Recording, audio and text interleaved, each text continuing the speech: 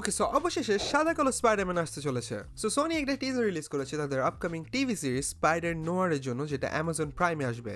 এই ক্যারেক্টারকে আমরা into the স্পাইডারভার্সের মুভিতে দেখি, যাকে নিকোলাস কেজ ভয়েস দিয়েছিল, আর লাইভ অ্যাকশনেও নিকোলাস কেজই এই রোল প্লে করবেন। কমিক্সে স্পাইডারম্যান নোয়ারের ইউনিভার্স অনেক ইন্টারেস্টিং। বেসিক্যালি এই স্পাইডারম্যান আর্থের টাইমলাইন হচ্ছে গ্রেট ডিপ্রেশনের সময়। এখানে পিটার পার্কার একজন প্রাইভেট ইনভেস্টিগেটর থাকে, যাকে একটা মিশনের সময় একটা রেডিও অ্যাক্টিভ স্পাইডার কামড়ে দেয়, and the rest is history. এই ক্যারেক্টারকে স্পাইডারম্যান শ্যাটার্ড ডিমেনশনের গেমেও দেখা গেছিল, যেখানে এর স্যুট অনেক অসম ছিল। আর এই টিজারেও যে স্যুট দেখা যায় সেটা অনেক ভালোই দেখাচ্ছে।